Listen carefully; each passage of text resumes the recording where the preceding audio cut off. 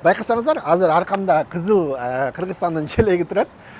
Документим сурады, документимди бердим, анан неме жазып берди, штраф жазып берди, сотко чакырды. Трассадан помпасы иштебей калды, машина өчүп калды. Бир 10 майлга тоюн кылып жүктөтүп бардым, $160. Кандай чыгымдарга дуушар болушат жана ошондой эле кандай пайдалар табышат? Андан тышкары немесин кичине воздух коюп берип аткан эми бул жакта трактын өзүнүн немеси бар, ага ошо $700 саттым. Кызыктуу окуя болду. Башында келгенде тилди билбей, клиент жолдун арка бетинде турса, биз односторонний менен кетебиз дегенде берип аласыз деген күндөр болду. Мына жерди издеп тауып өзүбүз. Оны тазалап, буношуланган менен жууп, бираз акча чогултуш оор болуп калышы мүмкүн. Анткени расходторго эле кетет. Мындай көп угулушу мүмкүн, 120 миң табылып атат деп, бирок ал расходторго кетет. Сиздер ойлогон $350-400 жок. Иштесеңиздер $150-300 ортосун тапсаңыздар болот.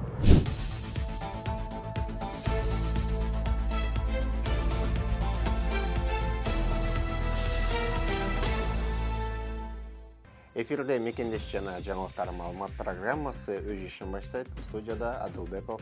Саламатсыздарбы? Бул чыгарылышта Мексика чек арадагы мигранттардын агымына байланыштуу күчөп бараткан саясий кысымга туш болгон президент Джо Байден шейшемби күнү расмий кирүү чек араларынын ортосуна күнүмдүк жолоочулардын орточо саны 2500ге жеткенде башпаанек суроону убактылуу жаба турган аткаруу чарасына кол койду. Чек ара куралданышы керек болгон саясий маселе эмес деди. Байден ак үйдөгү буйрукту жарыялап жатып. АКШнын президенти Джо Байден шейшемби күнү АКШ-Мексика чек арасынан мыйзамсыз өтүп жаткан мигранттарга башпаанек берүү боюнча кеңири тыюу салууну киргизди. Бул ноябрдагы шайлоонун алдында ак үйдүн көзөмөлүндөгү чечкен эң негизги күчтүү кадамы. Мыйзамсыз жол менен өтүп бараткан мигранттарга тез арада депортациялоого же Мексикага кайтарып берүүгө болот. АКШнын ички коопсуздук министрлиги белгилегендей, коштоосуз жүргөн балдар олуттуу медициналык же коопсуздук коркунучтарына дуушар болгон адамдар жана адам сатуунун курмандыктары үчүн өзгөчө учурлар болот. Айта кетчү жагдай, бул мыйзам Америка чыгарган мыйзамга баш ийбей, тосмолордон секирип жана жөө түшүп же суу менен өткөн жана башка ушул сыяктуу жол менен өткөндөргө гана тиешелүү. Ал эми CVP-1 аттуу программа менен киргендерге тиешеси жок деп жазылат маалыматта. Маалымат булагы CBC News. Анда эмесе чет өлкөдө Америка Кошмо Штаттарында жашап эмгектенген биздин кыргыз мекендештер кандай чыгымдарга дуушар болушат жана ошондой эле кандай пайдалар табышат? Менин кесиптешим Өмүрбек жединен көрсөтүп берүүгө даяр турат. Анда эмесе Өмүрбек, сөз сенде. Рахмат. Урматтуу достор, бүгүн мен чыгарылышты баштаардан алдын өзүмдүн жеке жашоом боюнча негизи эле баардыгына керектүү маалымат, негизи эле келгенде эмне, кайсыл жерге жашайм, канча квартплата төлөйм деген эле маселе ар бир адамда болсо керек. Мен өзүм жашаган жерге канча квартплата төлөйм, канча адам болуп жашайбыз, сиздерге көрсөтүп берейин. Бул жер ошо The Monarch деген здание, бизде Кут курулуш компания деген сыяктуу бир компания. Бул ушундай 4 этаждуу чоң дом. Бул жерде айланасын көрсөңүздөр болот. Бул жерде паркингтери бар, бардык эле бунун ичкерисине көрсөтүп берейин. Ичинде негизи элечи туугандар баягындай компьютерный, мисалы бир как гостиница сыяктуу да, мисалы бир нерсени принт кыла турган болсоң, же болбосо бир ичине кирип алып, бир адам келсе, конок келсе, тосуп алып, отуруп, ал менен бир сүйлөшүп, отурганга дагы кофе ичип отурганга жерлери бар. Анан бул жердин эң негизгиси эле баягындай бассейндери жана тренажерный залдары жакты мага. Ошондон ушул жерде жашап келем. Бул жерге мисалы бир конок келсе же болбосо башка келсе, бул жерде отурсаң болот. Бул жагында болсо бир кофе ичип отурсаң да болот да, мисалы. Бул жерде мисалы жагында кухнясы бар. Жүргүлө. Мен азыр силерди экинчи этаж менен тааныштырып берейин. Бул жакта экинчи этажда неме бар? Айтпадымбы? Принт кылсаң болот. Анан кийин бир распечатка, компьютерный бир иштерди жазсаң болот. Бул жерде дагы бир кыргыздар бар. Бир мен оюмча бир азыр 7-8 кыргыз үй бүлө болуп калды. Бул жерде жашашат. Аларды көрүп турабыз анча-мынча учурда. Бул жер болсо ушундай компьютерный өзүң принт кылсаң болот. Бул жерде Бул жерине да отуруп неме кылсаң болот. Бир өзүңдүн иштериңди, кагаз иштериңди бүтүрсөң болот. Достор, сизде СДЛ правасы бар, бирок башка компаниялар опытың жок деп албай жатабы? Анда биз сизди Мыктыбек экспресс компаниясына чакырабыз. Биздин компанияга жаңы кошулган айдоочуларга 80% төлөп, жаңы тракторду алып беребиз. Айда жылас. Кырсык Кашкабаттын ортосуна дегендей, трагыңыз бузулуп калса, кайсы штатта болбосун, биздин компания жолго таштабай оңдоп берет. Андыктан ар бириңиздерди биздин компанияга чакырабыз. Биз менен бирге байыңыз. Бул жеринде ушундай зал, тренажерный залдын жанында ушундай оюндар бар. Негизи американский оюндар, буну биз ойнобойбуз да, анча-мынча ойнойбуз. Ушундай оюндар. Буну биринчи ойлогондо бир казино сажинодай көрүнөт негизичи. Ошо 3-4 ушундай бир игровой немелер бар. Булар менен дагы анча-мынча выходной күндөрү ойноп барсам болот. Мен сиздерди азыр бул жакта ошол зал менен көрсөтүп берейин. Залда бул жакта бардык эле апартаменттерди түшүп тренировка кылсаң деле болот, бардык эле. Ушундай. Мен бирок часто түшпөйм. Анча-мынча да түшүп, чуркап дегендей ушундай каалаган учурда ар дайым 24 саат ачык келип, чуркап, барлык нерсени колдонсоң боло берет. Мынакей достор, биз азыркы сиздерге бул бассейн. Бул бассейнде ушундай бир бул жакта барбекю кылсаң болот, бул жакта отуруп бир компания менен отурсаң болот, түнү деле отура берсең болот. Бул жак 24 саат ачык. Бул жакта болсо бассейндерди негизи эле бул ушу The Monarch деген аябай таза кармашат негизичи. Бул тренажерный залда деле, бассейнде деле. Азыркы учурда мону карасаңыздар, ушундай бир неме болуп атат, бир чымындын чоңурагы деп коебузбу? Ошолор аябай көп болуп атат, учуп эле келип неме болупчу. Азыр бассейнге бир аз түшүп калыптыр. Негизи бассейн аябай таза. Бассейнге биз бир күндө күнү сыган учурда, аябай душно болуп кеткен учурда бир күндө бир 2 жолу да түшүп атабыз. Түндүкү саат 2-лерде дагы ысып кетип түшкөн учурлар болот. Анан Москвада деле негизи эле бардык жерде шарттарына жараша баалар да кымбат болуп кете берет. Мисалы, 1 комнаталуу үйлөр, 2 комнаталуу үйлөр деп айтышат го. Бизде бул жакта 2 bedroom деп коет. 2 bedroom бул биздин Кыргызстанда 3 комнаталуу үй деген. Биз 3 комнаталуу үйгө 2,5 миң төлөйбүз. Негизи общий. Анын светтери ар кандай болуп келип калат. Бул жерге сиздерге неме да коюп барып коем. 2,5 миң. Анан эгерде 3 bedroomда жашагандар 3,5 миң, ушундай ар кандай да. Бул жерде бир аз кымбатыраак, ошо шарттарына жараша. Биз 6 бала жашайбыз. 5 ооз азыр жашайбыз. Бирөө тракта. Трактагы ал бир айда бир келсе келет, келбесе келбейт, ушундай. Жалаң бойдоктор. Анан комнаталар бул бир комнатаны $1000 беребиз биз. Бир комнатада 2 баладан жашайбыз. $500 бөлүп беребиз. Өзүнө гардероб жана ошондой эле өзүнө бир кандай санузелдер отдельно да. Ошондуктан бул жакта мисалы Норсайд деген жактар бар. Мен биринчи келген ошол жакта жашагам. Ал жакта бир аз квартиралар арзаныраак. Эмнеге дегенде ал жакта ушундай бир бассейндер жок, анан паркингтерине төлөйсүң. Бул жакта паркингтер кенен. Кааласаң ушу зданиянын ичине баягындай койсоң болот, подземный паркингке, кааласаң сыртка койсоң болот. Байкасаңыздар, азыр аркамда кызыл Кыргызстандын желеги турат. Бул жерде да биздин кошуналарыбыз, соседтерибиз, биздин мекендештерибиз жашайт. Анда эмесе туугандар, мен сиздерге бүгүн кыргыздар эмне менен алектенишет дегеле ошол суроого канча киреше табышат, канча чыгаша табышат. Мен сиздерге айтып берейин, көрсөтүп берейин. Ошол тармактын адиси менен, ошол тармакта азыркы учурда иштеп жаткан биздин мекендештер менен жолугуп көрсөтүп берейин. Анда эмесе сиздер даяр болсоңуздар, мен даяр. Кеттик анда эмесе. Туугандар, кыргыздар дагы кайсыл кесипте, кайсыл тармакта көп иштейт десеңиздер, биздин стройкада иштеген дагы мекендештерибиз жок эмес. Ассаламу алейкум, Мурат беке. Ва алейкум ассалам. Кандайсыз? Аллага шүгүр, өзүң кандайсың? Сиз иштериңиз жакшыбы? Шүгүр, жакшы, рахмат. Келип калдык иштеген жериңиздерге. Машалла. Хош келипсиң. Бүгүн бул чыгарылыштын максаты негизи эле бул стройка тармагында канча киреше тапса болот, анан канча бизче айтканда расход кылабыз, ошолорду айтып бериңизчи, мындай ачык. Американын негизги чындыгы жүзүн айтайлычы, элдер эле айтып атпайбы, монча табабыз, анан стройкада иштесек айына $7,000, $8,000 таза иштесең болот деген сыяктуу видеолорду көрүп атат да. Чыныгы канча акча табасың, канча расход кыласың деген суроого жооп берели. Кандай дейсиз? Мейли. Ачык сүйлөшөйлү? Ачык эле сүйлөшөйлү. Ал секрет эмес. Бул жерде деле ушундай немелер бар да. Бир жакшы заказ түшкөндө айына $15,000 деле табасың. Бирок ал дегени бир жылда 12 ай болсо, 12 ай ошончолук болот деген эмес.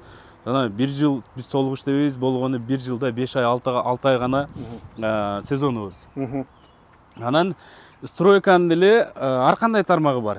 Бир гана сөз менен стройка деп айтылганы менен кээ бирөөлөр краска кылат, кээ бир адам плитка коет, кээ бир адам там жабат. Ушундай бөлүнөбүз да. Ооба. Вот, биздики көбүнчө ушул резиденшал деп коет экен бул жакта.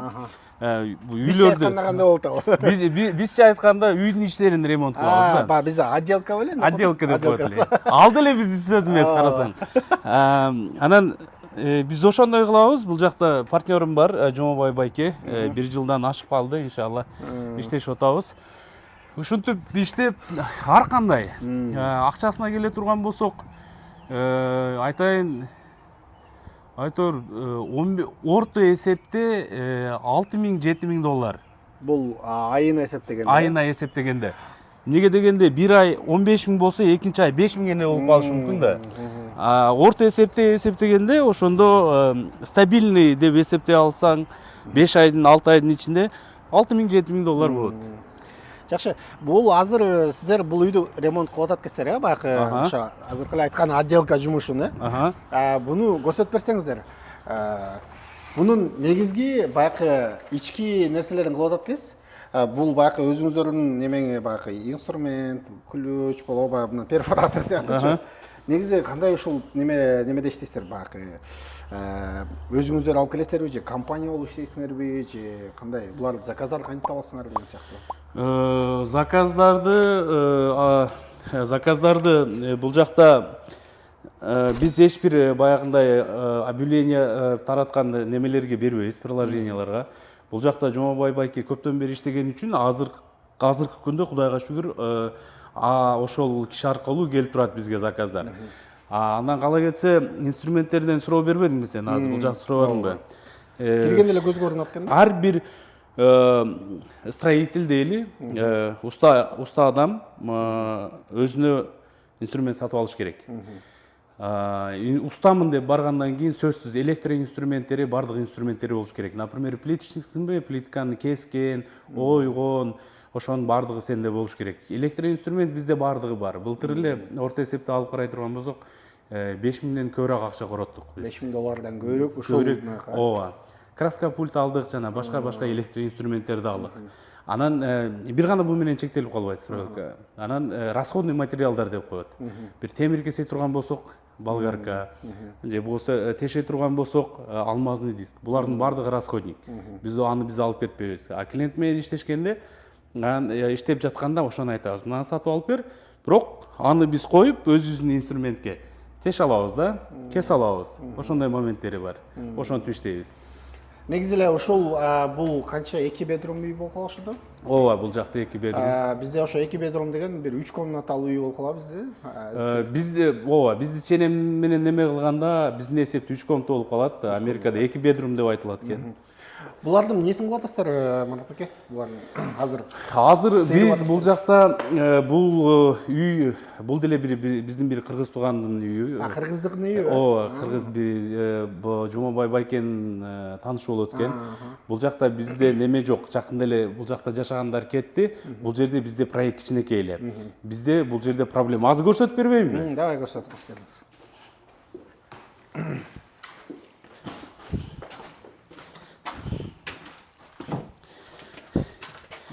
Биз бүгүн сантехнический жумуштарын жасап атабыз. Бул жакта ушундай бир проблема болгон экен. Суу кетпей атыптыр бул жактан. Анан бул эски жасалган эски үй болгон себептен өтө бир непонятный бир түшүнүксүз кылып салган экен мына жерлеринчи. Анан мына турбалар өтө бир начар жасалган үчүн, мурун жасалган үчүн, обороттору көп болгон үчүн бул жака кир толуп калыптыр да. Ошол себептен жана силер күтүп калбадыңарбы бизди? Ошол биз аппарат алып келип арендага мына жерди издеп тауып өзүбүз. Анан аны тазалап, буну шланган менен жууп, тазалап эми ушинтип атабыз.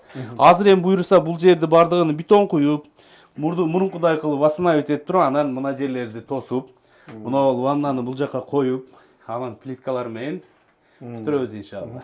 Бул ошондо ванна турган жер экен да бул, ошо да? Ооба, бул жакта ванна турат, анан бул жакта унитаз, одан кийин раковинасы бул жакта, кол жугучу. Жакшы.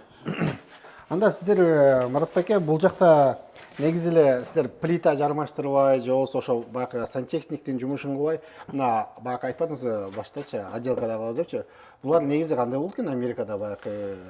Булар обойду көргөн жокмун да менчи негизичи. Бул жакта обой жок. Бул жакта обой көп деле сүйө бербейт. Болсо деле эгер обой көргөн болсоң, бил өзүң үчүн ал бир 20-30 жыл мурун жабыштырылган обой, чапталган. Бул жакта ушул краска. Американецтер биздикилерге караганда айырмасы ушундай экен, булар роскош издебейт экен. Буларга надежный болуш керек экен, тез бүтүш керек экен, болгону ошол. Ошондуктан булар ошо биздикиндей эле краска. Эгер көңүл бурсаң, бизде мындай жерлерге багет жабыштырып, жана анын үстүнө подсветка кылып, анан мындай бир дуалды шпаклевка кылсаң, мынантип коюп текшерип, андай нерсе жок бул жерде. Ал жагынан жакшы. Булдар да стандарт экен да, бул жакта стандарт менен жашайт экен. Жакшы, анан мисалы сиздер азыр ушул үйдү албадыңыздарбы? Бул неме жагын, сантехник жагын алсыздар, анан алдыңыздар буякта дагы? Жок. Бул жакта ошо бул жерде болгон ванный комната, анан артында бир ажаткана, ошол экөөнү жасап беребиз. Негизи бул жактан биз келгенибиз плитка коюп бериш эле болчу, мына ваннасы менен алмаштырганчы. Анан Жумабай байкени таанышып болуп, анан өзүбүздү үйгө кылган мамилени бул жака кылып атабыз да. Проблема суу кетпейт экен. Анан бул биз жасап аткан жумуш аябай кымбат бул жакта. Негизи ушуну сыр болбосо айтып бербейсизби? Негизи ушуну канчага бааладыңыздар? Сыр эмес. Бул плитка чаптап ваннаны коюшубузга, алмаштырышыбызга, бузганыбыз менен жаңы немелерге бир 3,5 миңдей болот окшойт. 3,5 Ооба, 3 миң. Башында келишкенибиз 3 миң болчу. Бирок одон сырткары 2-3 күн убактыбыз кетип калды мунага. Бузганга жана муну тазалаганга, баягындай тросун табып келип, жууп аны кайра элечи. Ошого убактыбыз кетип калды. Эми билбейм, 3,5 миң 4 миңдей эле болот го дейм. Бирок ооба 3 миң 4 миң кетсе, сиздер бул жумушту канча күндө бүтүрүп бере аласыздар мисалы? Канча күндө бүтөт бул жумуш? Бир жума болуп калат. Бир жума. Анан ушудан расход болобу мисалы силер өзүңөрдүн? Эми расход болгондо биз расходко жана өзүң деле кошулбадыңбы, самсы жебедикпи? Ооба.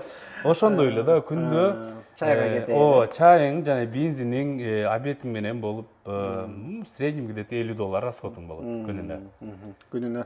Ошондо мисалы бир жумада $3,5 миң болсо, ошонун расходтору күнүнө $50 расход кылып, өзүңүздөр мындай чыгарып алсаң болот да логиканы да? Ооба. Ассалому алейкум, Жумабай аке. Жумабай аке бул жакта 20 жылдан бери ушул тармакта иштеп келеткен. Бул жактын шефи. Жумабай аке, айтсаңыз эми сиз ушул тармактын адиси катары бул жакта негизи эле бардыгы акчасына кызыгып атпайбы азырчы? Негизи эле ушул 3 комнаталуу, биздин тилде айткандачы, 3 комнаталуу үйдү мына ушул дуалдарын сыйрып, кайра неме краскалаганга канча каражат аласыңар? Канча расход дегендей? 3 комнаталы үйдүн мисалы single family house, 3 bedroom single family house деп коет. Жер там 3 комнатасы бар. Бул биз краскалап эсептегенибизде square feet дегени биздин баягы метр квадратка жараша болот.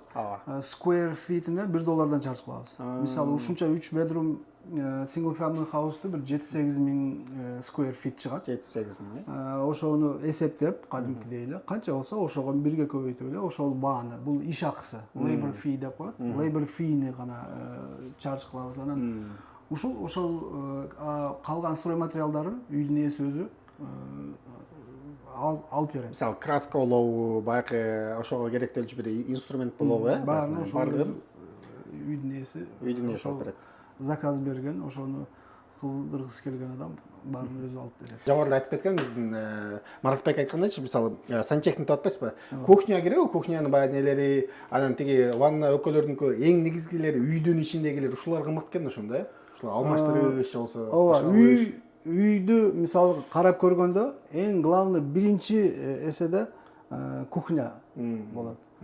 Мисалы бир адам жаңы үй алганда кечиресиңер, бирок мисалы аялы көрөт да.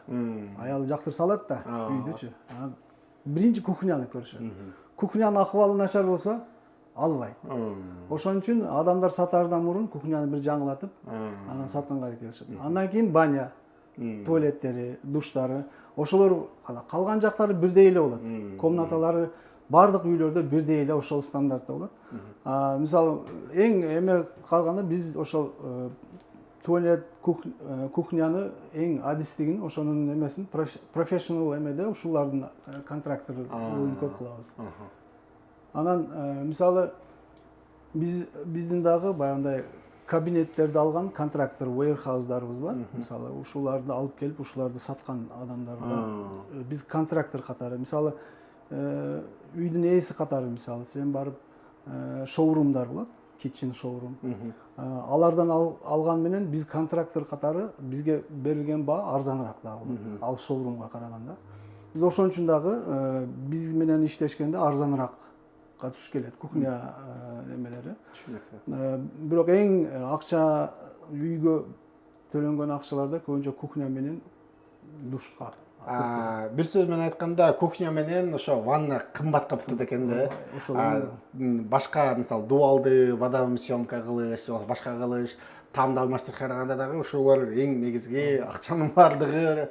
Эгерде кимде ким Америкада үйүмө ремонт кылам десе, анда кухняга көбүрөөк акча сарпташ керек, сарпталат экен да негизи. Сарпталат көбүнчө. Маратбек аке, айттыңыз да, сиз эми бул жактын расходун айттыңыз, пайдасын айттыңыз да, мисалы 3500 депчи. Эми ошо 3500 сиз таптыңыз, макул, ошо бир $500 же $700 расход кылдыңыз да бул жакта чай ичип, бир продукталаргачы негизи элечи. Анан негизи эле жеке жашоодогу расходдор жок эмес да, мисалы квартира төлөйсүз, жеңем анча-мынча бир жака барам, боёнум деген сыяктуучу. Ошолорду айтып бериңизчи, канча кетет мисалы бир айына же ушуну эсептеп көрдүңүз беле негизи? Эсептеп көрдүм. Эсептеп көргөн ар бир адам аракет кылат деп ойлойм. Эмне дегенде бул кааласаң каалабасаң эсептей турган нерсе да, чындыгын айтканда. Негизи мен айтат элем, бул иштеп аткан биз ар дайым ар бир эле уста, айтайлы же болбосо бизнесмен иштегенде өзүнүн билимини же болбосо товарын кымбатыраак сатканга аракет кылат. Ошолор катары биз деле ушундай эле. Биз деле ушу кымбатыраак проект жасасак, кымбатыраак болсо, жакшыраак болсо деп ошого аракет кылабыз да. Негизи мен мындай бир аз артка кайтат болчумун да бул маселеде. Башында мен келгенде $2000 мага мындай жетет эле. Квартплатыма жана жеген ичкениме. Азыркы күндө $5000 да жетпей калып атат. Эмне үчүн? Неге дегенде мындай да, бул Американын экономикасы ушундай курулган.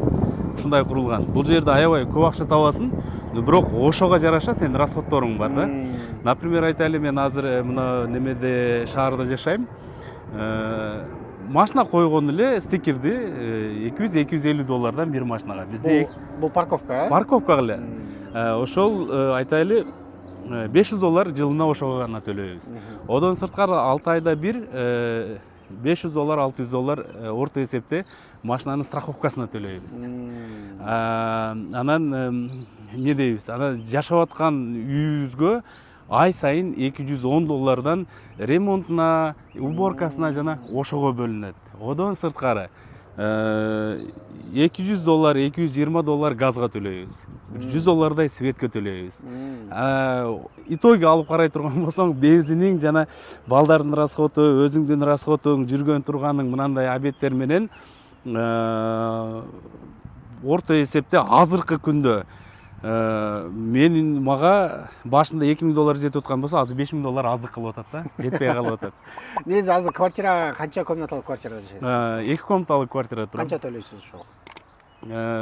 Ал жер бир пешен экен, мага насыбы менен арзан эле чыгып калды, $1400 төлөйм. Ооба, $1400 эле төлөйм. Ну, бирок ал жакка $1400 газ, $200, $450 неме болот экен. Үйгө кошулганы, үйдө немесин состояниен поддерживать этип турган уборкасына $210 жана орто эсепте $200 газ, бир $100 свет. Ошондо бир $2000 ошол эле болуп калат. Андан тышкары, мисалы, документацияларга мисалы көп кетпейби? Мисалы, документацияларга, башка. Документацияларга дегенде эми бул жерде көбүрөөк расход талап кылган бул адвокат. Американ айтат. Адвокаттар аябай кымбат, Америка страна юристов и медиков. Вот.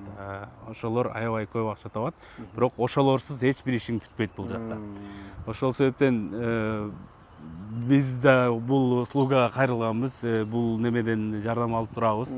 Ошол себептен ал жакка да төлөйбүз. Эгерде бир мисалы катыраак айдап спид лимит деп коет го. Ошодон деле катыраак айдап неме болуп кетсең, ошол через адвокат аркылуу бүтөт экен, ошол деле нерсечи. Ошол штрафты, ошол айыппулду жок кылыш үчүн, Ошондой экен. Мен өзүм башыман өттү бул нерсе. Кеч жумуштан чыктык, анан баягы эле Кыргызстанда кыргызбыз, шашып атып, неме кылып, жакшы, Кудайга шүгүр, анча деле тез кетпеппин. Неме болуп 27 майыл ашып кетиптир. 30 жерде 57 айдап кетип калыптым да. Анан артыман полицейский каяктан келди билбейм, бирокчу. Каяктан келди, асмандан түштү, жерден чыктыбы, бирок артыман келип токтотту. Документимди сурады, документимди бердим, анан неме жазып берди. Штраф жазып берди, сотко чакырды. Сотко 1-2 жолу письмо жөнөтүп туруп, ал бизге жетип келген жок. Анан ошол эле Жумабай байкенин жардамы менен, эми бизде англисче жок да. Биз эми көп жыл Россияда жашадык, бирок англис тилибиз жок. Ошол Жумабай байке кичине жардам берип, сот онлайн өтүп, $385 штрафын төлөп, бул жолу адвокаттын услугасын колдонбодук да, жакшы болду.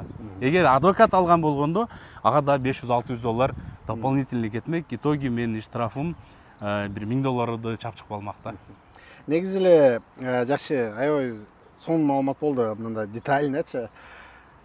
Сиздин жумушуңузга кайтып келе турган болсок, мисалы, азыр айтып кетпедиби, Жумабай байке да айтып кетти, сиз да айттыңыз. Мисалы, $3500 ушундай деп айтып кеттиңиз, эми бул баягындай как сиздер үчүн бул кичинекей жумуш болуп эсептелсе керек. Негизи крупный жумуш боюнча айтып бересизби, эң кымбат заказдар боюнча? Өмүрбек жана өзүң эле билген Жаннат рестораны, Караван рестораны, жана Байордо ресторандарын Жумабай байкеге өз жасадык. Алар мындай айтканда биз үчүн жакшы жетишкендик болду. Бул жумушка келе турган болсок, бул мындай стандартный эле жумушта келип плиткасын алмаштырып, андан алмаштырып коюш. Бул жөнөкөй эле американский стандартный жумуш. Конечно, бизде Кудайга шүгүр тажрыйба көп. Биз, например, Москвада көп иштедик. Ар кандай дизайнерлар менен иштедик, ар кандай материалдар менен иштедик. Сонун кооз жумуштарды жасадык, кымбат. Эгер бааларына келе турган болсок, ал жердин проекттери экономикасына даже салыштырмалуу болгондо Америкага караганда бир аз кымбатыраак болот да, Москвада ошол жасалган жумуштар. Ну, бул жактын жителдери андай немени роскош издебейт экен. Роскош издебейт экен, но бирок арада чыгып турат кымбат жумуштар. Ошо биз айтайлы, биз дизайнерлар менен иштегенбиз, плиткадан керамогранит деп коебуз. Керамограниттин любой эле формат менен иштейбиз. Ал 4 фиттен 12 фитке чейин болот, чоңдугу. Ошолор менен да иштейбиз. Анан ошол эле плиткадан сонун дизайндарды жасайбыз. Например, айтайлы, Дуалга коюлган эле плиткадан раковиналарды жасайбыз. Ошол эле немеден мебелдерди да жасап беребиз. Ошондой бир керемет бир жумуштар бар иншалла биздин арсеналда. Тилекке каршы ал нерселерге пока спрос жок. Бул жакта талап жок, ошон үчүн бул американский эле стилдерди кылып атасың азыр, Устанын иши ушундай да, кандай ишке кандай заказ түшпөсүн аны аткарыш керек. Ошондуктан сантехниканы да кылып атабыз, красканы да кылып атабыз. Өз негизинде алып караганда биз кыргыздар уникальный народбуз да. Биз биринчиден кочевникпиз, экинчиден кайсыл жакка барбайлы ошол жакка адаптация болот. Аябайбыз онун. Бул жактан мен кыргыз элине таазим кылам. Негизи жакшы. Негизи эң кымбат заказдар ошолор айтылат экен, мисалы дизайндар, Бул эми 3000 болуп аткан болсо, кымбат заказдар боло турган болсо, 12000ден 25000 долларга чейин болот. Бир туалет. Бир туалет. Ал жерде подвесной унитаздар болот, жана с подсветкасы менен нишалар болот. Одон сырткары плиткадан эле өзүнөн жасалган айтайлы бир неме болот, шкафчик болот, полкалар менен болгон. Алардын бардыгы коз көрүнөт. Мен ойлойм, сен жана эле айтып өткөндөй келечекте бир жакшы бир видео тартайлы деп атпайсыңбы? Мен ойлойм, келечекте биз ошонун бардыгын сүрөттөрүнү ага чейин буйруса биз ошондой жумуштарыбыз бар азыр. Бир-эки заказдарыбыз бар. Ошолорду бүтүрсөк, мүмкүнчүлүк болсо, иншалла ошол жерге жетип, ошол жактан да көрсөтө алабыз. Америкага биринчи келгенде грин карта менен келесиңби, же Мексика менен келесиңби, же виза менен келесиңби? Биринчи бардыгы эле бир 80% кылган жумуш бул доставка жумушу. Доставка жумушун ар бир эле адам биринчи биздин мекендештер келгенде кылып, ошол этаптан өткөндөр бар. Анын катарында мен өзүм дагы биринчи келгенде эле доставкадан жумушумду баштагам. Менин жанымда Бектур мырза. Ассалам алейкум. Алейкум ассалам. Жакшы, өзүңүз? Жакшы. Бул Бектур мырза азыркы учурда доставка жеткирип берүү кызматында иштеп жатат. Биз будан кандай киришелер бар, кандай чыгачалар бар, ошолор боюнча бир аз сурап көрөлү. Негизи Бектур бек келгениңиз канча болду? Келгениме 8 ай болуп калды. 8 ай. 8 айда келип эле ушу доставка жумушу менен баштадыңыз да? Ооба, доставкага отурдум келип эле. Эл катары эле. Биринчи ступенька доставкадан башталат экен. Негизи ушул чыгарылыштын максаты ушул элдерге, кыргыздарга, мисалы Америкадагы эмес, деги эле Кыргызстанда бизди көрүп жаткандарга чындыкты көрсөтүп берейин деп атабыз да. Мисалы чындыгында кандай болот? Баягы мисалы анча-мынчалар YouTube'дан, башка жактан мисалы көрүп алып эле күнүнө $400, $500 иштейбиз. Биз ошону көрүп эле барабыз деген сыяктуу нерсе бар да. Ошого чындыгын айтып берсеңиз. Азыр доставкада маркет кандай болуп атат? Доставкада эми азыр элдер мурунку келген адамдар айтуусу боюнча слабый экен. А так иштесе болот. 12 саат стабильно күнүгө иштесең $200-250. Выходной күндөр 12 сааттан ашык иштесең 300-350 чейин иштесең болот да. Азыркы тапта. Азыркы тапта. Эми анын арасында чаевый кошуп эле ошентип 350 даже 400га чейин иштеген күндөр болду, бирок ал мен 20 сааттап иштегем да ал убактардачы. Ошо негизи стабильно $200-250 иштесе болот. Негизи эле ушу доставканын кандай кыйынчылыктары бар? Негизи эле ар бир иштен эле кыйынчылык болуп калат. Доставка жеңил дейбиз, бирок негизи мунун деле кыйынчылыгы бар да. Бунун эми кыйынчылыгы биринчи келгенде тилден. Тил маселеси. Ооба. Бир канча сөздөр жаттап алсаң оңой деле болуп калат экен. Бул жерде бир эле сөздөр кайда? Колдонуучу сөздөр делечи. Анан ошо кыйынчылыгы мисалы чоң үйлөргө барып калсаң алып чыгып бересиң. Керкилерди биринчи этажга таштайсың. Күнүгө 30 заказ кылсаң машинага 30 жол түшүп чыгышың керек. Же 60 жол болуп кетет. Ошол эле. Суукта, жамгырда чыгып түшөсүң. Да. Ошол бирок машинаны мисалы мына Макдональдста турабыз да. Булардын парковкалары бар эми көбүнчөчү. Анан баягындай парковкасы жок кафелерге кирип калганда тикет алганчылар болдубу? Ооба. Центр жактагы кафелердин көбүнчөсүнүн парковкасы жок. Жолдун боюга эле токтотуп туруп чуркап кирип алып чыгышың керек. Көпкө туруп калсаң, көпкө турбай эле даже 1-2 минутада сүрөткө эле тартып кетишет, бүттү. $75 келет. Эртең кайра тикет болуп келет поштага. Поштага келет. Ошо сен менен спорт этип ал жерде отурбай сүрөткө эле тартып коюшат булар. Же баллонуңа жанагындайды кадап коюшат, болду. Бир жолу ошондой баллонго кадаттым. $270 бердим. Анан 2 неправильный парковка, жана платный парковкага токтоткону үчүн 2 тикет алгам. Ал да ошо доставкада иштеп жүргөн. Доставкада иштеп жүргөн. Ошол минус жактары ошол. Негизи азыр акыркы неделяда канча сом иштедиңиз? Канча доллар иштедиңиз? Акыркы неделяда мен $1400 иштедим окшойт. Азыр бул жерге да экранга чыгарып коебуз, стейтментичи, как мындай бир доказательство сыяктуучу. Мен ушу тартып жаткан себеби, мисалы, ар бир адам ушу действующий иштеп жаткан адамдарды тартып атат. Мисалы, трак болобу, стройка болобу көрдүңүздөр да жогорудагыларчы.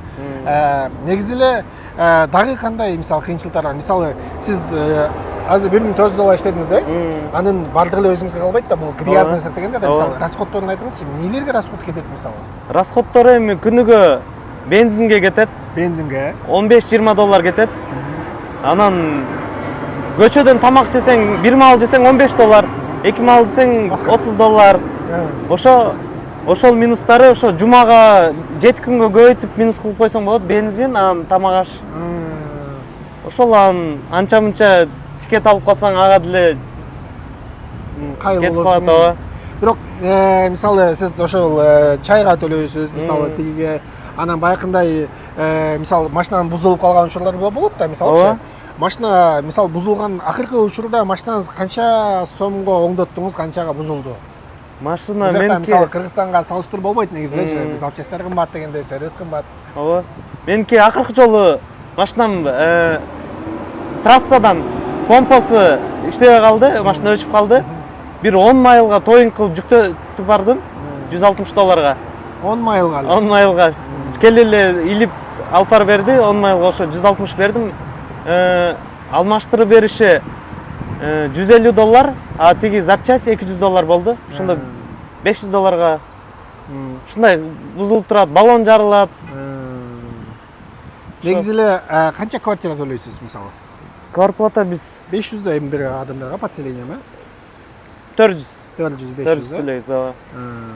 Негизи бир айда расходуңуз канча мисалы? Квартплата төлөйсүз, анан баягы платный дорога дегендер эле бар да мисалы.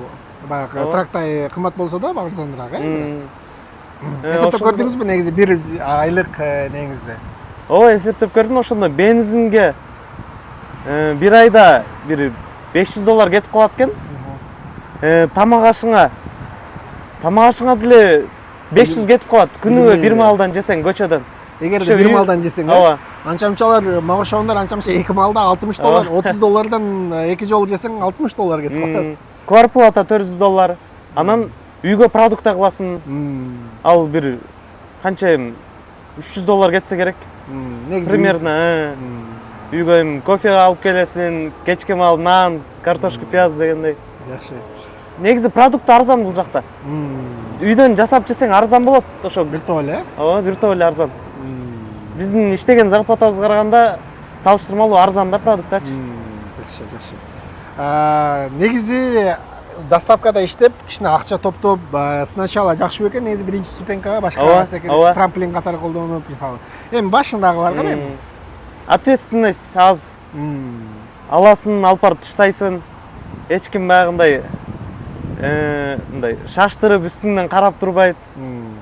Ошо негизи жакшы эле оңой эле. Для начала. Андан кийин уже өсүш керек. Ооба, доставкада эми для начала бир 3-4 ай иштесең болот. Андан кийин таксиге чыгасыңбы же трака окуйсуңбу? Ошо. Биртур айтсаң, мисалы азыр Чикагода негизи эле кооптуу шаар да. Билесиң да. Мисалы Саутсайд деген жактар бар. Бир кандай бир кооптуу же бир кызыктуу окуялар болдубу негизи доставкада ушунча иштеп жүрүп? Кооптуу окуялар болду элек. Кудай сактасын, жакшы эле. Эми ал өзү определенный райондор бар, аларга кирбегенге аракет кылабыз. Жарыкта бат-бат кирип чыксаң болот. Кечке маал вообще нежелательно кирбеш керек. Ошондой. Негизи баягы доставкада көп эле баягы чай деп коебуз го, типтечи. Эң көбү канча берди ошо? Чай мага жаңы келгенде жана Жевелоска деген супермаркеттен продукт алып бардым. Бир 0,8 майлга эле. Ал жакта жашы улуу эле бир эже чыкты. $80 чай берди. Бир заказга эле? Бир заказга. Андан бир убакыт өтпөй эле $90, акыркысы ошо $123 чай берди. Эң крупный эле 3 болуп турду ошондо. 3 болду. $123. Бир эле заказга 123 берет. Бир эле заказ. Ага, кандай подход кылдың эле же кандай? Ал жөн эле кафеден бир пакетик эле тамак алып баргам. Ошо алып чыгып берип эле заказды завершить кылсам $123. Ошо Алар бирок бат-бат эле болуп турабы же чаңдабы? жок, чаңда эле болуп турат. Бат-бат болуп турганы $10, $5. Ошо $20 чейин бат-бат эле болуп турат. Ошо чайлар менен күнүнө канча иштесең болот азыр мисалы? Ошо чайлар менен ошо 250. Азыр Дем алыш күндөрү 3 күн, пятница, суббота, воскресенье жакшы болот да, жумушчу. 12 саат да бул ошо. 12 саат. Эгерде 12 баягы майда заказдарда бере берет го, мисалы $3, $2 кылып элечи. Ооба. Аларды кандай? Жок. Аны дагы байкап тандап алыш керек. $2, $3 берген заказдарды ал эми актабай калат да. Эми аларды мен албайм. Барып чыгып түшүш керек, ооба. Анча баягы даунтаун центрде болуп калса, мисалы, 60-этажга түшүп чыкчагында да. Именно ошо 3 сомдук заказды алып алсаң, ошол барсаң кафе күттүрүп калат. Аны жеткирсең бир канча кабатка чыгып алып барасың ошо. Мен эми аларды албаганга аракет кылам. 5 сом, 6 сомдон өйдөсүн алган жакшыраак. Ошентип топтолуп калат. Тандап алыш керек. Жакшы. Ошо былтыр мен дагы иштегем да. Ошо мен деле ошентип 6 сомдук, 3 сомдук анча-мынча баягы заказ берип отуруп калганда 3 сомдук заказды алчумун да. Ооба. Ошондой учурда болуп калат. Негизи кандай пландар эми азыр? Доставкадан кийин. Пландар азыр эми мен ошо таксиге чыксамбы деп атам. Таксиге уже доставканы бүтүрдүм, таксиге чыктым уже. Чыгып атасың, ооба. Аккаунттарды Машинамды алмаштырып, аккаунт ачып таксини көрөйлү. Таксиден кийин анан трака отурабыз буюрса. Жакшы. Эми барар ишибиз ошо аягы трак менен бүтөт экен. Негизи ступенька алып кете берет экен да. Жакшы. Рахмат Бектур, анда ишиңе ийгилик. Буюрса таксиге чыгып көрүшүп турабыз буюрса анча-мынча. Немесе туугандар, биз кийинки жаңы эле Бектур мырза айткандай такси деп калды. Таксини көрсөтүп бергенге аракет кылып көрөлү анда. Достор, азыр биз да кыргыздардын эң көп иштеген дагы бир тармакка келдик. Бул эмне десеңер, бул трак тармагы. Трак тармагында азыр маркет кандай, трак тармагындагы акчалар кандай, расходдор кандай, доходдор кандай деген суроолорго жооп берген Нурсултан байке чакырдык. Ассалам алейкум. Кансыз байке? Жакшы өзү Жумуштар кандай? Жакшы буюрса. Маркеттер кандай? Маркеттер эми ар кандай. Бир жума жакшы, бир жума жаман дегендей. Жакшы. Трактын негизи эле биринчи эле мындай немелерин айтып бериңизчи. Тракта кандай бир кыйынчылыктар бар, кандай жумушка киргенде баягы праваны алганда кыйынчылыктар боюнча делес кыскача. Кыскачабы? Трак эми бардык эле кыргыздар эңсеп келген жумуш. Кыргызстандан бери? Кыргызстандан бери баштап тракка чыгам деп келишет кыргыздарчы. Анткени көпчүлүгү эле Кыргызстандан чыккан успешный, Америкада успешный адамдар көбү трак айдаган адамдар болгон да. Ошондуктан бардык эле тракка кылышат. Анын ичинде биз да ошо тракка чыгалы деп келгенбиз. Тракка чыгыш үчүн өзүнчө акырын ступенькалар бар. Мындай дегенде биринчиден social working алышың керек, андан кийин окушуң керек. Правага отдельно окушуң керек. Правага отдельно окушуң керек. Андан кийин праваңды алгандан кийин дагы еще кээ бир компаниялар бар. Мисалы үчүн 1 жылдан кийин алам дегендер, 6 айдан кийин стаж менен алам дегендер бар. Ар кандай компаниялар бар да. Жакшы. Ошондой. Анан кыйынчылыктар болгондо эми тракта уйку жок. Чынын айтканда. Негизи бир күндө ушуну айтыңызчы, канча саат уктабай айдайсыз? Сутка менен деле айдап каласың. Минимум бир 14 сааттан өйдө айдайсың да. 14 саат, 15 саат. 14 Анчамчала 18 саат айдайт экен. 18 саат, кээ бир учурлар болгон 24 саат айдаган күндөр болгон. Уктабай, э? Уктабай. Негизи ошо тракт айтышат да, тракка чыккандан кийин эле ошо ден соолугуңду жейсиң, анан кийин ошол көп уктабай, уйкудан каласың депчи. Ал жагы бар. Уйкудан каласың, кыймыл жок болуп калат да адамда. Кыймыл жок. Анан дагы кайсыл плюстары бар? Негизи тракттын минусы эле эмес да, туура? Плюс акчасы только. Акча анан бирок немечи баардык штатты кыдырып көрүп, могул жерим Аризона, могул жак Нью-Мексико деген. Кандай айтканда, бир айда полный американ кылып чыксаң болот. Бир айда? Бир айда полный американ кылып чыксаң болот уже. Ар бир кычыктарына чейин көрүп чыксаң болот. Негизи эле сиз тракта иштеп жүргөндөн кийин уже баардыгын эле билип калдыңыз да, мисалы кайсыл жери бузулса сразу эле каяка чалышты, башка кылышты, баардыгын эле билип калган адам катары. Негизи эле азыр маркет кандай болуп атат негизи мурунку караганда же болбосо азыркы маркет? Маркет азыркы учурда эми средний десек болот да. Анткени январь, февраль учурларда действительно маркет жок болуп калды да. Ал убакта вообще трактор токтоп калды. Азыркы учурда эми кичинеден келип атат да. Негизи ушуну айтыңызчы, сиз акыркы башканы айтпай эле коюңуз, өзүңүз айтыңыз. Акыркы жумада канча груз жаптыңыз?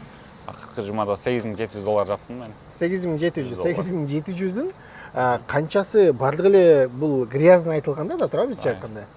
Ушунун чисто калганы менен мисалы расходдорду айтып бериңизчи. Эмнелер расходторго кетет? Канча питанияга болобу же башка болобу айтып бериңизчи. Анын ичинен кетет. Бул жакта барыңар билгендей эле квартира чыгасың обязательно. Аныңа бир примерно $500 кетет. В среднем $300 $500 чейин да Чикагодо квартиралар. Подселением жашаганда. Подселением жашаганда. Андан тышкары мисалы үчүн машинаң кетет, страховкасы кетет, парковкасы кетет, $200 кетет. Бул жеңил машинаны айтып. Жеңил машинаныкы. Анткени өзүң жок болосуң да. Андан тышкары интернет стабильно колдоносуң ай сайын. Ал эми в среднем $50-дан $100 чейин кетет ар бир адамдыкы. Интернет ошондой эле аркы берки баскан турган тракта мисалы үчүн кээде ушундай моменттер болуп калат. Только айдаш керек эле болуп калат да. Тамак жазганга убактың жок болуп калат. Андай учурда тамак сатып алыш керек болуп калат. Ага жумасына бир $300 кетип калат да. Бул жактан кыргыз эчелерден сатып аласың. $300 кетет. Андан тышкары тикетиң кетет, трагың жазатасың. Штраф, штрафтарга кетет. Штрафта мисалы ошо акыркы штрафыңызды айтып бериңизчи, канча штраф алдыңыз? Акыркы жолу мен ошо штраф тикет алдым. Мындай кандайча айтканда мындай предупреждательный. Аны жоготуш үчүн мен адвокат жалдадым. Адвокатка болсо $8 кетти. Бир эле тикет үчүн? Ал эмне үчүн алдыңыз? Анткени бул дөңгөлөктүн ар бир алдыңкы дөңгөлөктө бул жеринде май болот. Бул алдыңкысында, мунун ичинде май болот.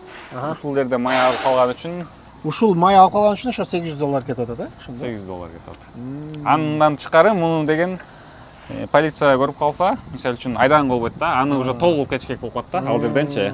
Ага мисалы үчүн $1500 өйдөрөөк кетип калат да. $1500. Бир эле ошол май үчүн, э? Май үчүн эле. Негизи дагы кайсыл нерселерден расход кыласыз? Андан тышкары бир кетип калат. Айына бир обязательно трактор ремонт кылдырасың. Ага бир минимум бир киргениң бир $700,000 тегереги болуп калат да, майда чүйдөсүн бир силе көрсөтүп, 4 жумада бир май алмаштырып каласың, майына $700 кетет. Ошондой эми майда чүйдөсү чыга берет, техника да все равно. Трагыңыз акыркы жолу качан бузулду? Эмнесин оңдоттуңуз? Анан канча акча кетет? Негизи эле мисалы шаптарга киресиң го, мисалычы баягындай мисалы бир жери бузулуп, угуп калам да мен делечи, башка тракта иштегендер менен бир жери эле бузулса, сервиске кирсең $1000 кем кетпейт дейт да. Конечно.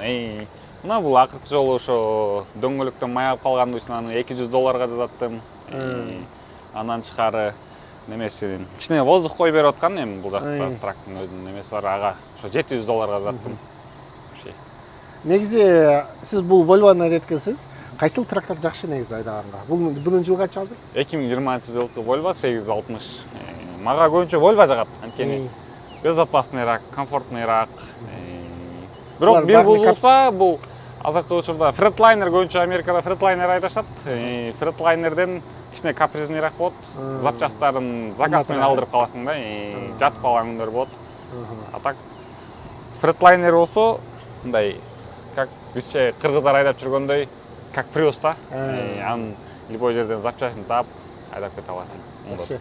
Анан мисалы жүк жок учурда мисалы штаттан штатка айдайсыңар да, мисалы Чикагодан, Иллинойдон мисалы Лос-Анджелеске, Калифорниягачы. Жүк жок жатып калган учурлар болобу мисалы? Конечно, андай учурлар болот. Эми 5 болот. Иштебеген күнү аркага кетесиң туурабы? Иштебеген күнү, конечно. Анткени убактың өлүп атат. Бул жакта Америкада в основном убакыт бааланат эмеспи? Ар бир убакыттын минутасына чейинчи. Ошо бир күнүң мисалы үчүн туура эмес жакка кетип калсаң, мисалы үчүн чыгып атканда карайсың да. Калифорнияга дейсиң. Калифорнияга уже өзүң билишиң керек, что баратканда чыгып кете аламбы, чыгып кете албайм. Болбосо августта албашың керек да. Андай учурлар болот, эгер туура эмес бара алсаң, жатып каласың бир күн, 2 күн. Маркетке жараша болуп калат ал жагдагычы. Ошондо мисалы бир жумада бир 8700 иштедим десе, ошонун бир расходторго бир канчасы кетти ошондо примерно? Канчасы өзүңүзгө мисалы бизде сурайт да, тракта жумуш кандай болот десең, анан ар кандай болот десечи, грязный канча деп сурайт да биздикилерчи. Грязный ошо 2000, 1,5-2000 средний ошо 2000, 2,5 чейин максимум. Булар калат экен да, тамактан сырткары. Тамактан тышкары. Ал деле бир расход болуп калса, бир жака барып калсаң, ооруп калсаң дегенде. Ооруп калсаң дегендей. Адам пендебиз да, пенде болгондон кийин бир нерсе жакка баргың келет, андай мындай. Бир нерсе алгың келет, кызыгасың. Ал нерселерди алганда бул жакта билесиңер, кымбатчылык. Ошондой. Жакшы, негизи акыркы суроолор болсун. Мисалы, Америкага келем, ошо трак тармагын иштейм, трак айдайм деген жаштарга болобу же негизи эле балдарга, адамдарга кандай кеңеш бересиз негизи? Эми кеңеш мисалы үчүн тракта деле оңой эмес да. Көпчүлүк адам чыдай бербейт. Анткени мен көпчүлүк адамды көрдүм, бул жактан иштеп, тракка чыгып, мисалы үчүн 2 жума иштеп, уже тажап таксиге кетип калгандар болуп атты, башка жумушка кетип калгандар болуп атты. Тракка деле чыдагандар иштейт да. Көп эле адам чыдай бербейт, анткени уйку жок, груз ала албай каласың, ар кандай жерде калып каласың, безопасность, еще бул жакта билесиңер, шамалдар көп болот, торнадо болот, ар кандай суучулар может болуп калышы мүмкүн да. Безопасностьуңа да карашың керек өзүңдүнчө. Ошо андай учурда совет берерим эми. Ар бир адам өзүнө жаша кесип тандайт го дейм да. Мисалы үчүн кээ бирөө кызыккандар бар кичинекейсинен машинагачы. Ошолор айдайт да. Трак негизи эле сизге жактыбы? Мага жакты. Бул временный деп ойлоп атасыз, башка жака кетейин депчи. Ну эми как бул жакка келген ар бир адам трак айдайт эмеспи? Биздики деле ошол бир убакыт менен айдайбыз, андан тышкары ошо дес болуп кетет трактан көбүнчөчү, кыймыл жок. Максимум айланганың ошо трейлерди айланып басасың. Кээде вот трак стопторго келип токтоп каласың, жайлар болот. Кичине алысыраак токтоп калганда уже баз уже неме болуп калат да, алыс көрүнүп калат, жакыныраак токтоого аракет кыласың ошо. Мындай кыймыл жоготосуң да. Кыймыл жоготкондон кийин адамдын энергиясы кетет эмеспи? Негизи баягы биздикилер ошо мен деле ойлойм да, мисалчы 8000 иштесем, мындай ойлоп туруп 8000 3 жума иштесем, бир 2 айда үй квартира Бишкектен алып коет экен депчи. Негизи чоң иштегенден чоң расход болот экен да. Америкадан мисалы үчүн налогдор бар, еще налог деген бар. Мисалы үчүн Америкадан оңой менен мисалы үчүн бир средний тапсаң, ал мындай ашпайт да, өтө аз табышың керек же көп табышың керек болуп калат да Америкадачы. Ошондой. Жакшы. Негизи эле 8000 тапсаң, ошо 8000 деле сага калбайт да, мисалы бир аз эле калат экен да. Мунун ичинде мисалы үчүн трактордо компания драйвер деген бар, арендага айдагандар бар, оунерлер бар, кредиттери бар, мисалы үчүн кээ бир адамдардынчы. Мисалы ушул тракка канча аренда төлөйсүз сиз азыр? Аренда болсо $1300. $1300 бул жумасына, Жумасына. Анан баягы страховканы канча төлөйсүз буга? $400, $500. Бул да жумасына. $450, жумасына. Мисалы тиги платный дорогаларга канча төлөйсүз жумасына? Платный дорогаларгабы? Ал штаттардан зависит этип калат да. Штаттардан, кээ бир штаттар бар кымбат. Өзүңөр билгендей бул Нью-Йорк тараптуу өстөй барсаң кымбат ал жак. Жумасына $500 чыгып кетиши мүмкүн. Жумасына эле $500 чыгып кетиши мүмкүн. Жакшы, жакшы. Бүгүн грузуңуз бар экен кечинде? Бүгүн түнкү 2-де грузум бар. Жакшы. Рахмат, ийгилик байкан да. Бүгүн жобуңузду кайка алып кетесиз? Миннеаполиске барам. Миннеаполис. Бул жерден канча майл алыстыкта? Чикагодон. Бул жерден где-то 350 майл. 350 майл. 350 майл. Жакшы, ийгилик байканда. Достор, мына эң негизгисине келдик. Америкадагы эле эмес, негизи эле Кыргызстандагыларга дагы аябай кызык тема, көп актуалдуу тема. Россия жергесинде дагы биздин мекендештер ушу такси кызматында көп иштешет. Ушуну көрсөтүп беребиз. Бул машинанын ээси менин жанымда турат. Ассаламу алейкум, Нургулбек. Алейкум ассалам. Кандайсыз, баке? Жакшы. Негизи эле ушул чыгарылышта негизи Американын расходторун жана киришелерин неме тартып атабыз, сурап атабыз. Негизи такси темасы аябай эле актуалдуу го. Мисалы Бишкекте деле, Россияда делечи, Москвада деле биздин көп мекендештер иштейт. Азыр бул жерде деле көп иштеп атпайбы таксидечи? Ушуну айтып берсеңиз, канча күнүнө канча иштейсиңер, кандай расходтор болот? Эми таксиде күнүнө мен 10 саат, 12 саат иштегенге аракет кылам. Бул 10 саат, 12 сааттын аралыгында 250дөн 350гө чейин тапса болот. Күнүмдүк расходума бир $70 кетет десем жаңылышпайм. $70 нелерге кетет ушунда? Бул $70 $35, $30 бензинге кетет. Андан калганы тамак эле. Жакшы. Негизи бул машинагачы негизи айтып атпайсызбы? Кредитке алгансыз, Кредитке алынган. Канча төлөйсүз мисалы айына? Бул машинага айына $650 кредитин төлөйм. Андан тышкары страховкасы бар. Страховкасына $235 төлөйм.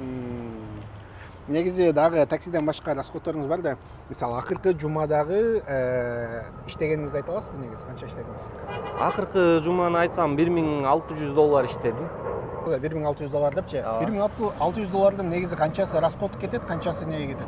Эми расходко $600 кетет десек болот. Бул алганда бир жумалык тамак аш менен бензин десек болот. Бир жумада сиз $600 расход кыласызбы ушуну? Американын расходу көп эле. Буну айтсаң эч ким ишенбейт, бирок Америкада расход көп. Дагы башка, мисалы, бир айлык чыгымдар, мисалы, баягы квартирага төлөйсүз, башкага төлөйсүз дегендей. Андай чыгымдар бар. Квартирага айына $400 төлөйбүз. Андан тышкары медстраховкабыз бар. Медстраховкадан тышкары ушу машинанын кредити, машинанын кредитине канча төлөйсүз ушуну? Машинанын кредитине $650 төлөйм. 650. Медстраховка? Медстраховка $100 төлөйм. Анан негизи ар бир адамда айына чыгыштар болуп турат го. Мисалычы, бир азыр өзүңүз эле айттыңыз, кадр сыртына английскийге барган учурларда, мисалы, ошого кандай болуп турат?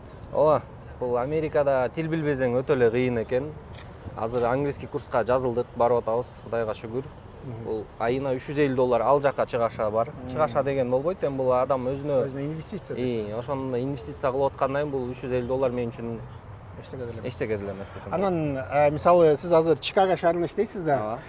Чикаго шаарында иштегенде мисалы баягы Саус-Сайд деген көчөлөр же болбосо райондор бар, Ооба. Негизи сизде ошондой бир учур болдубу, мисалы кандайдыр бир кооптуу болобу же бир клиенттер менен болгон кызыктуу окуяларды? Аябай туура суроо бердиңиз, Өмүрбек байке. Бирок колдон келсе күндүз кирип, кечинде ал райондорго кирбей эле койгон жакшы деп эсептейм да.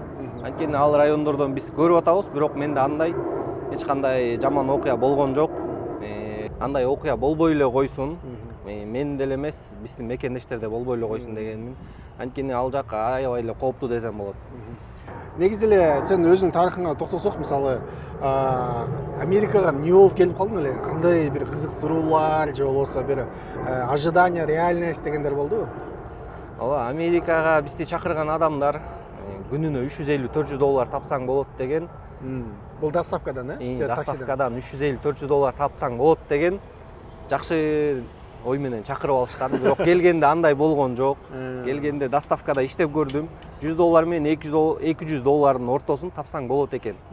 Бирок эч кандай $250-300 тапкан жокмун.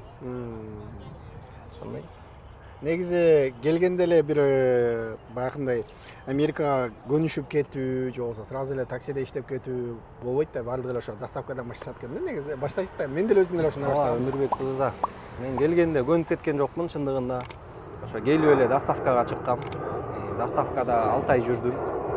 Доставкада 6 ай жүргөндө ошо шаардын каягында кандай нерселер бар, кайсыл жакта пробка болбойт, жолдорун бүт билип алганга аракет кылып, анан 6 айдан кийин таксиге чыктым. Негизи кандай пландар болуп атат азыр? Эми биринчи биздикилер баягындай доставка, такси, анан дагы башка тармактарга кетейин. Өзүңүздө кандай негизи эмне пландар? Бизде деле пландар бар. Ушу эл катары эле доставка, такси, андан кийин тракка чыксакпы деген ойлор бар. Азыр трак Азыр уже документтер келди да. документтер келген бардыгы. Ошо 5 жылдык ворк келген. Кудай буйрса ошо тракка аракет кылабыз го. Азыр окуп атасыңар. Жок, окууга даярданып атабыз. Английский кандай окула? Английский Кудайга шүгүр бир айда результат аябай жакшы. Эми Кудай буйрса да бир 2-3 ай барсак результат жакшы чыгат го деген ойдомун. Негизи менен сурап атышат да баягы Москвадан сурап калат. Негизи чет элденчи Америкага барып такси кылсам кандай депчи. Кандай кеңеш бересиң негизи сен азыр ушул жерде данный момент иштеп жаткан адам катары? Биздин мекендештерге менин кеңешим биринчи келердин астына тилди үйрөнүп, тилди өздөштүрүп келсе жакшы го дейм. Анан дагы тааныш билишиңер ушу жумуш жагынан айтса, жакшылап тактап, анан ошол аркылуу келсеңер болот. Анткени бирөөгө ишенип келип алгандар көп. Сиздер ойлогон $350-400 жок. Иштесеңиздер $150-300 ортосун тапсаңыздар болот. Бирок бир күндө 12 саат талыкпай иштешиңер керек. 12 саатта иштеш кыйын да негизи, азыр бир трафик болот, анча-мынча да бир желание жок болот да негизи. Туура, 12 саат иштеш кыйын, бирок эми иштейм деген адам ошо 12 сааттык аягына чейин чыгарып иштесе, ошондо ичине жыйынтык чыгат го деген ойдомун. Жакшы, рахмат Эренбек эке, анда сизге чоң рахмат. Дагы тракка жакшы аман эсен пермиттер тапшырып алгыла. Рахмат чоң. Мынакей достор, биз кыргыздардын дагы бир көпчүлүк бөлүгү, мисалы такси тармагында кыргыздардын көпчүлүгү иштеп атпайбы? Ошол сыяктуу эле IT тармагына көпчүлүк кыргыздар иштейт. Мен азыр Дөөлөт байке менен турам. Дөөлөт байке, ассалому алейкум. Алейкум. Жакшы. Жакшы. Биз кыргыздарга мисалы негизи эле Американын ачык жүзүн көрсөтүп берип атабыз дагы элечи. Ошону улантып атабыз. Кесиптин кезек IT-ге келди.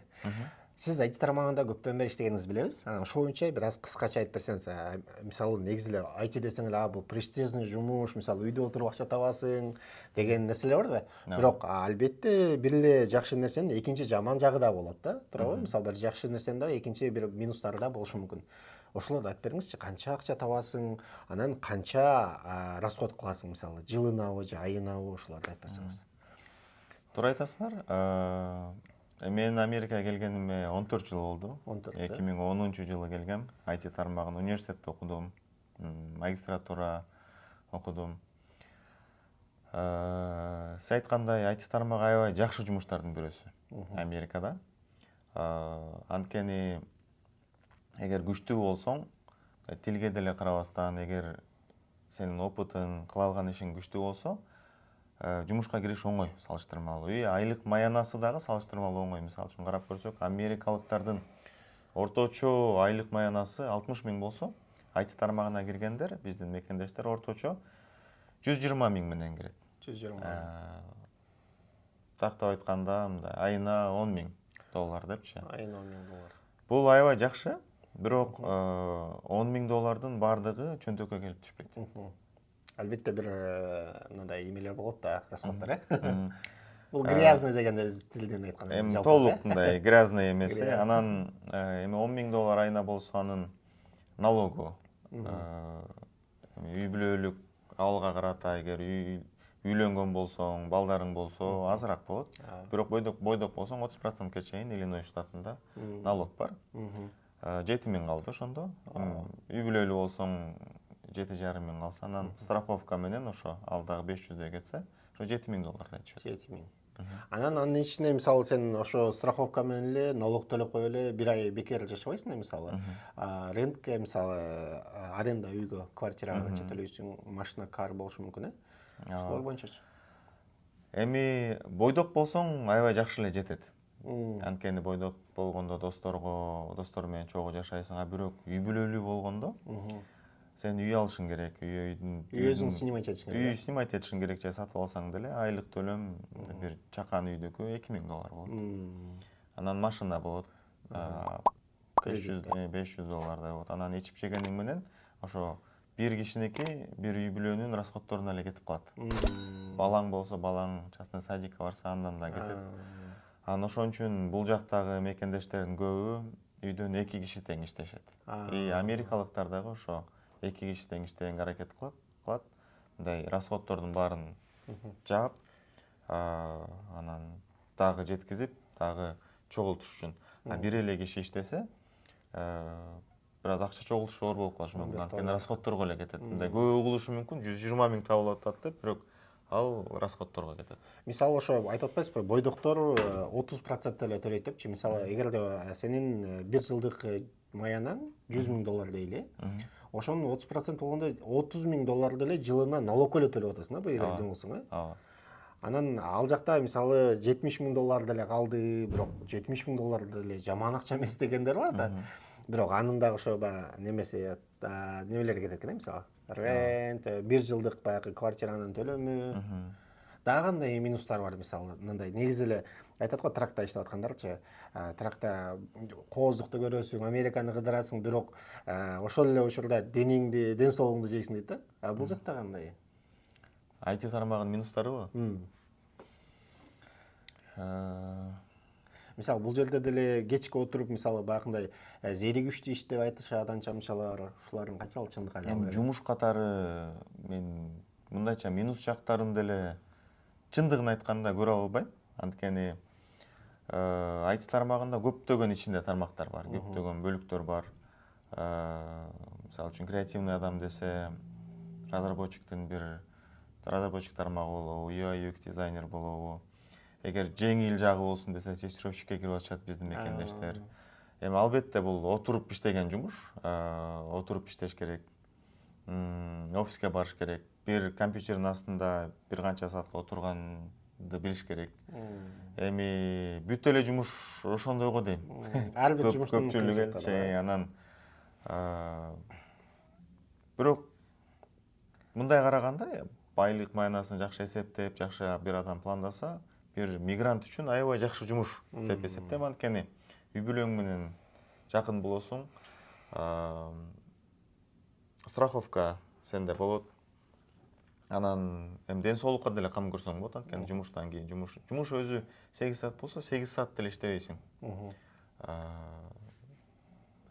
5-6 саат менен бүтөт да жумуш. Андан кийин көптөгөн адамдар өзүнүн жумуштарын, башка ишке жуктары менен алектенип атышат ошо. Мисалы эми киргенде эле ошо 8 саат иштеп кетпейсиң да, мисалычы. Киргенден кийин ошо 8 саат бөлүнө турган болсо, ошодон көбүрөөк иштеп калыш мүмкүн деле да, мисалы баягы башын түшүнбөй, Ооба, ал жагы деле бар, ошо. Эми негизи эч ким сени көп иштешиң керек, моуну бүтүрүшүң керек деп кыйнабайт мындай. Сен мындай бул жакта жумушчуларга болгон мамиле бир аз башкачарактай сезилет да. Анткени жумушчулардын өзүнүн эмелери, правалары күчтүүрөөктөй да. Анткени сени эч ким кыйнай албайт, жумуштан кийин алып кала албайт. Эгер алып кала турган болсо дагы эки эселеп майына төлөп бериши керек. Анан эмнеге бүтүрбөй калып, бүттүргөн жоксуң деп сенин зарплатаңды кесип сала албайт. Иштедиңби? Иштедиң. Эң эметпесе сен жумушту убактысында бүтүрө албай атсаң, бир канча убакыттан кийин жумуштан эле кетириши мүмкүн. Андай жумуштун укуктары аябай өйдө турат да бул жактан. Негизи салыштырып көрүңүзчү, азыр мисалы биздин кыргыз мекендештердин же болбосо негизи эле биздин Центральный Азиядан келген адамдардын көпчүлүк бөлүгү IT тармагына киришет, такси тармагына, трак, доставщик деген сыяктуучу. Мен ойлойм, негизи эле баардыгы эле бул чындык болуш керек. Ошолордун эң ичинен эле престиж жумуш ушу болуш керек деп ойлойм да. Ушуга келишесизби же кандай?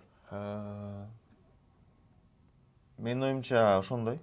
Анткени сиз айткандай эми трак аябай жакшы. Трак эми башында келгенде ден соолук аябай күчүндүү болуп турган кезде тракты как трамплин катары колдонуп кетсе жакшы деп ойлойм. Бир 2 жыл, 3 жыл так бир неме коюп, план коюп, мен мону кылам деп туруп, анан трактан кийин анан айтыга өтүп атышат көбүчү. Анан башка жумуштар дагы көп.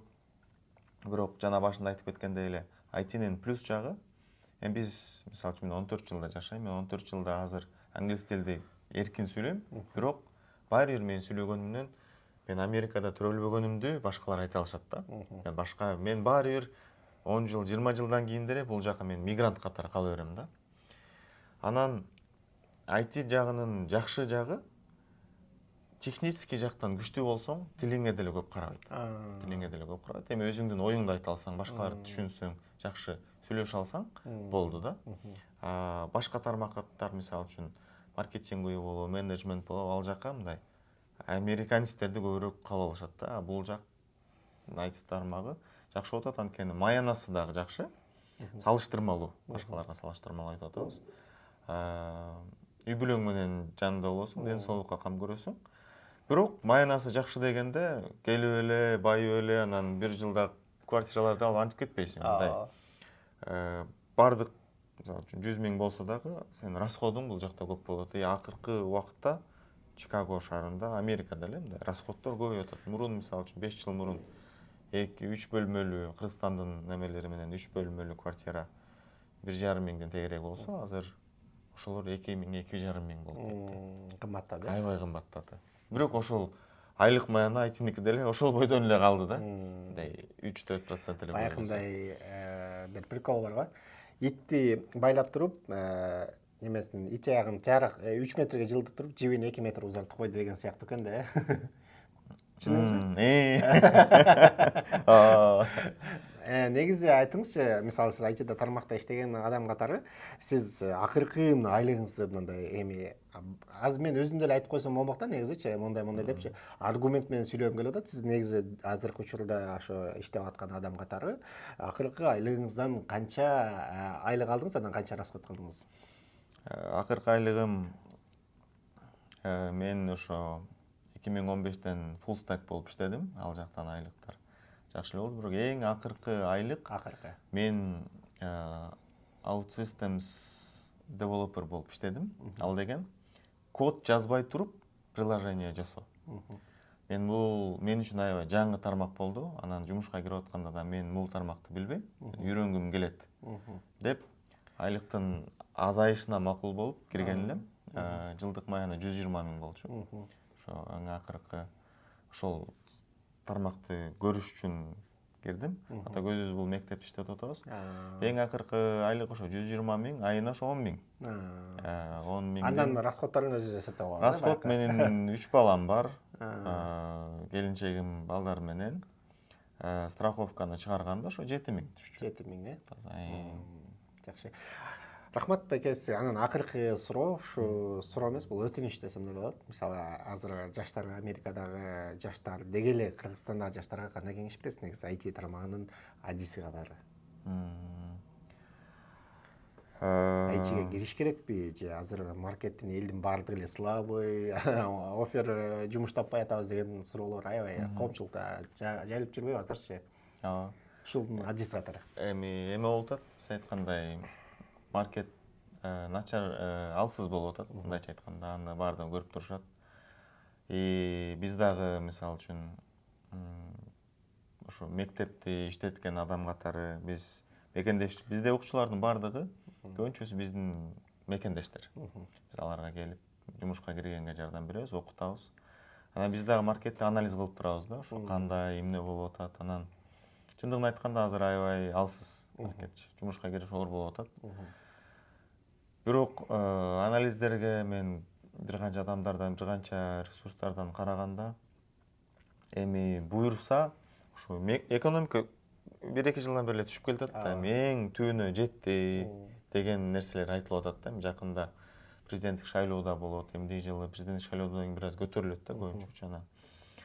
Эми буюрса жакшы болуп кетет деген ниет менен биз иш алып барып атабыз. Биз келгендерге да айтып атабыз, эми азыр маркет ушундай, бирок даяр туруш керек деп. Ошон үчүн биз көп багытта IT окутсак, ошо азыр тандап арасынан ошо разработчик дайыма керектүү немелерден, кесиптерден ошону эле окутуп атабыз. Анан буюрса жакшы болуп кетет го деген ниетибиз бар. Эми эч ким айта албайт, бирок көп нерселер стокку карасаң, башка аналитиктерге карасаң, баардыгы буюрса эмди жыл менен уже маркет көтөрүлүп бир ордуна келет деген. Анда ошол азыр окуп кое бериш керек, анан качан маркет көтөрүлгөн сразу жумуш таап алганга мүмкүнчүлүк болот деп айтасыз. Ооба, менин оюм ошондой. Азыр окуп коюш керек. Азыр окуп даяр турса, анан разработчиктин дагы бир жакшы жери, окуп бүткөндөн кийин сен өзүң эле веб-сайт жасай берсең болот. Биздин бүтүрүүчүлөрдөн, мисалы үчүн, биздин кафелердин эле менюлардын веб-сайттарын жасап беришти. Биздин бүтүрүүчүлөр тегеректеги автомойкалардын веб-сайттарын жасап беришти. Өздөрүнчө заказ алып дагы өзүнүн үйрөнгөн нерселерин унутуп калбай кармап тура берет да. Анан башка сфераларды көрөбүз, аларды биз байкап турабыз. Азыр окуй берсе жакшы болот го да. Мен биздин мектеп өзгөчөлөнүп турат азыр. Эгер жумуш таппасаңар, биз кайра акчаңарды артка беребиз деп чыгам. Жакшы. Анда негизи айтиге ар дайым даяр туруш керек деген сөз айткыңыз келип атат ушунда, э? Айтиге ар дайым даяр туруш керек, анткени жыл өткөн сайын айтиге болгон спрос өсө берет го деп ойлойм. Анткени айти бүт тармактарга кирип атат. Мисалы үчүн мурун бухгалтерлер айтиге кереги жок болсо, бухгалтерлерге айтини билүү шарт. Компьютерди колдонуп. Бүт сфераны, даже таксисттер болсо дагы алар дагы телефонду кантип колдонгонун билиш керек турат. Анан ошол айтини бүт профессияда айтини билген дагы көбүрөөк бааланып атат да, мындай. Баалуулугу дагы көбөйүп атат. Анан Жакшы. эми жакынкы 5 жылда эч кандай AI, эч кандай акылдуу интеллектти өзгөртүп толугу менен ала албайт го деген эме. Наоборот, дагы көбүрөөк жумуштарды түзөт го деген. Жакшы. Рахмат Дөлөт ака сизге. Чоң Рахмат. рахмат. Ушундай кеңеш бергениңизге. Анда эмесе ушу менен жаңылыктар программасы соңуна чыкты. Биздин жаңылыктарды кенен чоң уктурууну кааласаңыз, Адылбеков Өмүрбек YouTube каналына баш багып туруңуз. Бул эфирди мен Адылбеков алып бардым. Кайрадан эфир аркылуу жолугушканга чейин сак саламатта туруңуздар.